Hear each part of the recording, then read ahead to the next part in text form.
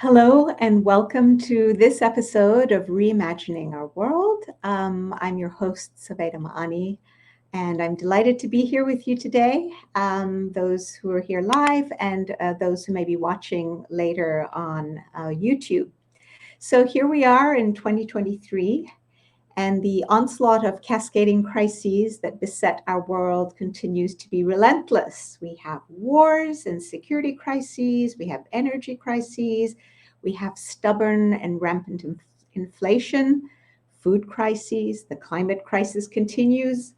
The balkanization of the world has really taken root into two opposing camps, with an accelerating global arms race and the looming specter of a global war that could well include nuclear weapons.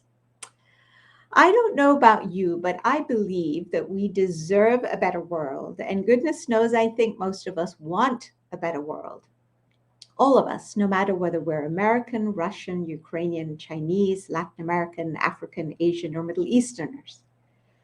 We want a world in which we are free to develop our potential and enjoy the basic human rights, including freedom of belief and speech, freedom to express ourselves, freedom of education, adequate housing for ourselves and our families, healthcare, really the basics, access to clean food and water. But to have a better world, we need to make different choices, because clearly the choices that we've made to date have not served us very well. But here's the thing about choices. We often know exactly what we need to do, and yet we don't seem to be able to muster the will to do it. We lack the requisite motivation. It's like knowing you need to lose weight because the doctors told you have high blood pressure and you have an autoimmune disease that's developed and obesity is bad for it, but somehow can't keep away from those delicious desserts. In our collective life, we know that war is not only futile, but profoundly destructive. I mean, all the evidence is that the current war in Ukraine is going to decimate the global economy, not just in the near term, but for quite a while to come.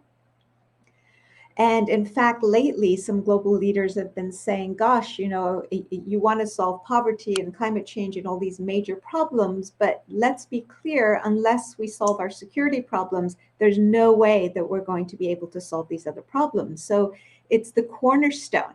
So we know that we need it, and yet here we are, unable to stop this war. So the Ukraine war has actually been a really wonderful lesson, if we would just learn it, that it is time to take a different kind of action. Yet our leaders have not been able to muster the will to collective action, nor have they discovered the secret of unity. Each country, by and large, with the exception of a few, is continuing to calculate based on a national self-interest that in today's interconnected world, frankly, doesn't make sense, because the reality is that we sink or swim together. So I've been reflecting in this new year, 2023, on what we can do to motivate ourselves to take the steps that we know that we need to take. For instance, to stop this senseless and brutal war. The backdrop against which I undertook this personal inner journey of reflection was the truth that we all die. And when we do, we leave behind all these things that we so desperately fought to acquire, including tracts of land in other people's countries over which we shed so much blood. My starting point for this exploration was to ask, what is this business we call life all about? Because I believe the answer to this question for each of us is the key to making better choices for ourselves. Depending on what we believe, so will we live our lives. So, in other words, the choices we make about our lives depend to a large part on these underlying and often subconscious beliefs that we hold about how these choices fit into what we view the purpose of our life to be and why we're here. On the other hand, if we're being really honest with ourselves, many of us are uncomfortable with this exploration and choose to keep ourselves really busy all the time, flitting from activity to activity so that we don't have to really stop and think about, well, what is my life all about? If we believe that this life is all that we have, then of course we're going to fight tooth and nail to get the best we can for ourselves, for our families, for our children, even if it's at enormous cost to others. And we do the same for our nations. My nation comes first at the expense of others if necessary. That's nationalism, as opposed to a sane patriotism. If, on the other hand, we believe that there's more to this life, then the question becomes more interesting. What is that more? What is it for? And therefore, what is the true purpose of our lives here? I think this is a question that we all owe it to ourselves to think about, reflect upon, and go out and start a quest. So for the purposes of today's sharing, I want to tell you that I started my own quest using some of the tools that we've talked about in this series, Reimagining Our World.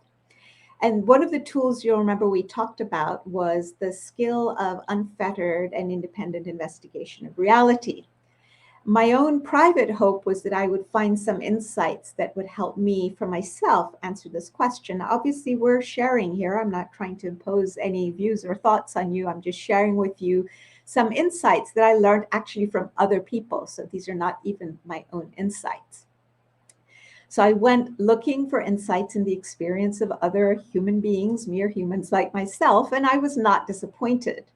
In fact, what I found was a source of such clarity that I thought today I would take a few minutes to share it with you in the hopes that you too will find it empowering, eye-opening, thought-provoking, and maybe even a catalyst for renewed optimism, vigor, and most of all, making a different set of choices. So what I came across was one woman's near-death experience, and which I found particularly inspiring and illuminating. I'd be very curious to know what you think. She was a teenager at the time this incident happened. She was involved in some kind of motor accident on the side of a mountain. And here's some thought-provoking and soul-stirring elements of her story. Obviously, I'm not going to relay everything in full detail, but I'm going to relay enough so you get a picture and then the lessons or insights that I gleaned from her sharing. So the first thing is, so the accident happens and an ambulance comes to get her. And as she waits, lying there for it to come, she notices that she's kind of seeing her body lying there. It's almost like she's become disembodied. And she's fascinated by this wrist that she sees, which looks very familiar to her. She realizes after a while that she's actually spent her entire life, I think it was 16 years of it, associating herself very strongly with this wrist.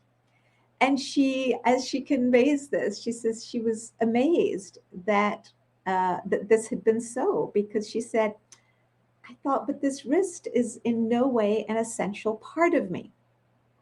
So the first lesson that I came away with from kind of this sharing was that the question, are we placing inordinate emphasis on our bodies and on the material aspect of life? And that if we are, that may be a misguided approach. So the next thing that happens is that her mother arrives, hears about the accident, arrives, and is understandably completely distraught. Her daughter is trying now in the state that she's in to communicate with her mother and assure her and say, hey, actually, I'm fine. You don't need to be so upset. But because of the level of her mother's emotional distress, she can't get through communication-wise. It's like the emotional distress is clogging the channels, the communication channels, interfering with the radio frequency, if you like, and her ability to receive information from her daughter. So The lesson that I took away from this was that, death may not spell an end, or the kind of end that we have come to believe it does, and that we continue to maintain awareness and connection, possibly to our loved ones, if one were to take the story and really sit with it. And that beyond that, maybe we can still communicate with each other. Consequently, we don't need to approach death of ourselves, of our loved ones, with the dread of this permanent separation, which I think is the reason why many of us fear death so much. What if we remain connected, like, radios on the same frequency? By the way, the reason I went looking for this kind of material was that lately, I don't know about you, but I've lost a number of people, not to COVID, but I've known a number of people, been close to a number of people who have passed on from this earthly plane. And so these questions are ever present in my own mind. And it made me think, I'm sure they're very present for others. And to the extent that the way we answer this question determines the quality of life that we choose to live here, either individually or collectively. Okay. Now, more fun. Once she gets to the hospital in the ambulance, she finds that she's taken into this room and there's a doctor who's on call, the emergency room doctor, and he's trying desperately to revive her. But at some point he says, she's dead, she's gone, no point, I'm giving up. She's aware of all of this activity. It's like she says, it's like she could look down and see it. And then she said something very dramatic happened. Her own personal doctor bursts through the door and says, no, no, no, no, I'm going to revive her. He was she said she could see his motivation. He was completely committed to reviving her, and he was not about to give up. And he was annoyed that the other doctor was going to give up. So he continues trying to bring her back. And at this point, she says she was trying to say to him, look, just let me be. I'm happy where I am. But no, no, no, no. He's trying. And meanwhile, she's also able to experience things that are going on in other rooms in the hospital that she's not physically ever entered. She heard conversations between nurses, which she was able to relate to them afterwards. And they were shocked and horrified and surprised that she was aware of all the goings on in different parts of the hospital because she had not physically been in those parts. So that brings us to a third insight, which is, it's this actually a continuing insight about the connectedness, that what if awareness, so not only the fact that we may be able to communicate with our loved ones after they've departed from this life, but that they continue to be aware of everything that's going on with us, and to be cognizant, aware, and even communicate. My mother-in-law passed a number of months ago, and I remember having a conversation with her towards the end, and her sharing with me that one of her biggest dreads was that once she was gone, what if she would never be aware of what was going on in her children and her grandchildren's lives, and that brought her untold sorrow. And so, as you can see, I had my own personal spurs for wanting to pursue this topic. Okay. Now we move on to the next point, which is another beautiful point. As this lady starts to realize, oh my gosh, there's all this havoc in the hospital. My mother's distraught. The doctors are running around like chickens without their heads. They're trying to revive me. I've now been clinically dead for quite a while. And so they're arguing amongst themselves. So she realizes that she needs to start moving away from this sphere, this planet. And as she does so, she finds that the earth, as she zooms farther away, removes herself, she finds that the whole earth seems to be singing or producing this amazing music, so a single song. And that each of us is a note in this symphony of the earth. That, to me, honestly resonated probably more than anything else. The idea that each of us here consists of a note, a note that we get to play in tandem as part of this amazing symphony. And that our only job, our main job here, is to play this note to the best possible way we can. You know, play it on pitch, make it clean, make it beautiful, make it resonant. If you've ever been to choir practice or symphony or orchestral practice, you'll know what I'm talking about. You know, the violins trying to make sure, first of all, that their instruments are tuned so that when they play, they're playing on pitch with others. Otherwise, the sound is dissonant. If my E is different from someone else's E and we're playing at different pitches, it sounds awful. We want to harmonize ourselves, but it starts by making sure that each of us is producing and being that note. Now, how amazing and liberating is this insight? First of all, we get to let go of this horrible business that we've all gotten enmeshed in, which is the business of comparing ourselves with each other and others. For instance, through the use of social media. There is no better or worse note. All notes are important in a piece, in a musical piece or in a symphony. What matters is that they're played well.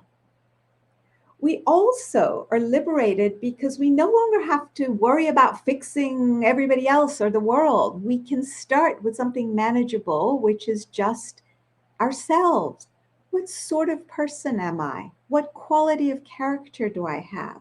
How do I treat my fellow human being? Do I work in harmony with others? Am I somebody who builds unity, or am I somebody who brings division? We can also let go of a lot of competition, whether it's individual competition or nationalistic competition. And we can also revel in the knowledge that we are at once unique as individuals and as notes in this symphony, and yet interconnected and part of an indivisible whole.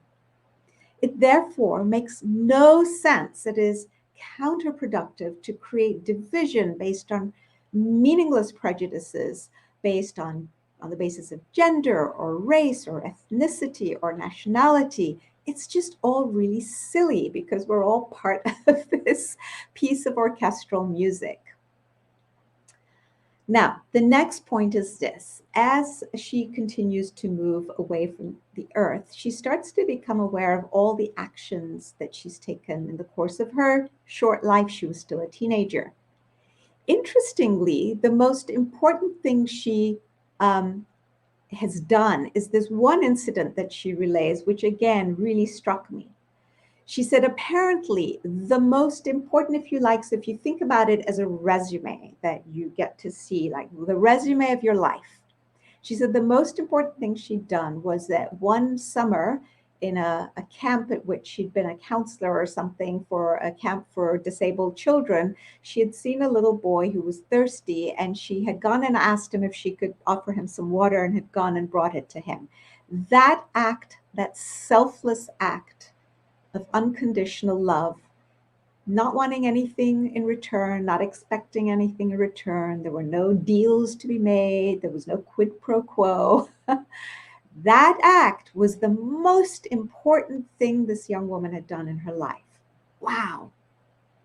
That really, to me, puts our lives in perspective. So it made me start to think about, well, are all these material accomplishments on which we place such inordinate emphasis, do they actually count for that much? Not that they're not important, don't get me wrong, but in the scheme of life, are the grades we get in school and the degrees we amass and our desire to go to the right schools or the Ivy League schools, the kind of job we have, the status or the label that I have, the salary that I want, the vacation homes, the cars, the club memberships, not to mention our looks and all the plastic surgery we do to make ourselves look perfect, and the clothes and jewelry we amass. Are these really that important? Sure, we can enjoy them while we are alive. None of us can live forever. We will eventually have to leave them all behind. And so we need to put them in perspective and accord them priority. They're wonderful enablers for us. They help bring a touch of joy. They make life easier up to a certain point.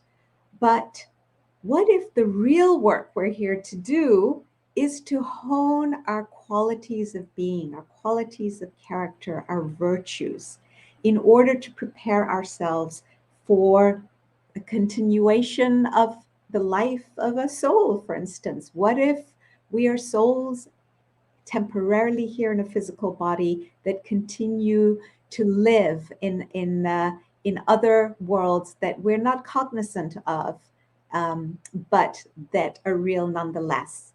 Our lack of knowledge of something doesn't mean it doesn't exist, right? So that's a really important factor to also take into consideration. So what if it is these acts of selflessness and service and qualities like honesty and truthfulness and compassion and self-abnegation? What if these are the things that will end up on the resume and that are actually essential to our growth? So this is just a question to ponder, because depending on the conclusion we arrive at, that will determine the choices that we make as a society and as individuals. The next point was another really fascinating one. She says she saw all the acts that she had done in this life, and she noticed that each act was like throwing a pebble into a pond. It had ripple effects with ever widening circles that never end. And so we think that things we do, very often we make decisions and choices in our lives and we think, well, I'm entitled to make this decision because it's my life and I'm not affecting anyone else and I get to do what I want to do. And very individualistic, especially in Western societies. But the truth is that we are interconnected. And when we do things, they do affect other people, whether we like it or not. It's just is. This is acceptance of reality. And so it's good to just know that and pause and accept some responsibility, and maybe inject some compassion before we make decisions into like, how are my decisions affecting others? Interestingly, our world has been given a lot of opportunities in the last 2 or 3 years to learn this lesson. We were given the opportunity with COVID to recognize that we're only as safe as everybody else is, that it's important to get enough vaccines out there, that it's important to mask to protect others, that we need to think about others who may be immunocompromised, and for them, when they get COVID, it may not just be a cold or a flu, it could be deadly. We're still getting to learn this lesson with climate change. The opportunity is still very present that all of us need to pull together. We can't sit this one out because everybody has to pull. The Ukraine war has been another amazing demonstration. It's no longer a war in that part of the world. It's their business. Let them duke it out. It has spawned a global food crisis, a global energy crisis, a balkanization of the world, unseen since the Second World War, into two opposing camps, an accelerating arms race, the looming specter of nuclear war. So, we need to actually wake up and realize that we are interconnected and our actions do matter and do affect each other. So isn't it better that we come together in consultation and make collective decisions? All right. In the midst of this chaos, and at one point, this lady said that she was shown groups of people on planet Earth who are working towards a collective good of the planet, and we're working for the betterment of the world and working for unity. And apparently this was a good thing.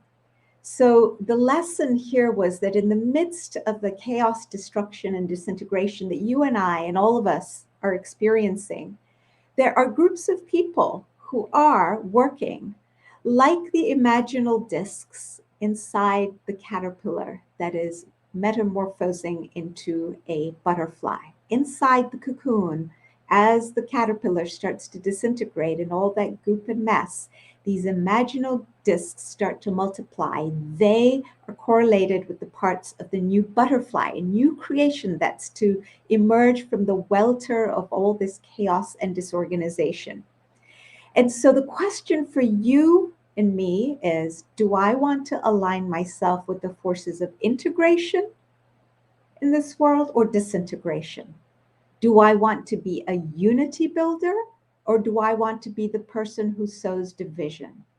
Do I want to lend my voice to amplifying racism, sexism, nationalism, all these things that cause division that are just based on ignorance of who we really are as human beings and what this journey is that we're on? Or do I want to be somebody who builds unity? So the story ends with this lady being told that it was not yet her time to transition and that she needed to come back to Earth. And even though she really didn't want to, because she really liked where she was, she came even though it was at a huge cost to her physically, because she'd been clinically dead for so long. There was enough damage in the brain and various organs in her body that it took her a number of years to get well enough to be able to function and speak and so on. And yet she said something really interesting. She said every day she viewed life as such a gift to be savored because it is here for a purpose. We're not just here to while away the hours and count down the days until death comes. That is such a depressing way to look at life. And especially for those who maybe suffer with mental health challenges, this might be a thread of hope to cling to, that life is an amazing blessing and a gift, and that we get to use it in order to hone these qualities that we have, and also to be in service to others and build bonds of unconditional love. So, the reason I chose to share this story of one person's experience is that I thought for me, it provided me with a lot of insights, which I've shared with you. Obviously, you can take them or leave them. As I said, I'd be curious to know your thoughts. The main thing is that we all need to broaden our perspective and don a wider lens about the purpose of our lives. We tend to get stuck in the weeds. Another analogy is we lose sight of the forest for the trees. By adopting a wider lens and thinking of the purpose of our lives, we actually start to see that we have a broader range of choices that we can make, both as individuals in what we think are very limited lives, or as societies, as collective wholes. And it puts the whole business of this carnage of war and our fears about each other in perspective.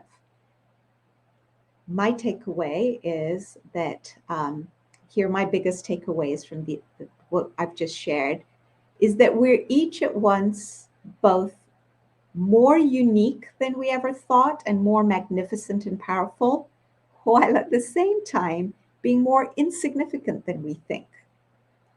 Very interesting duality.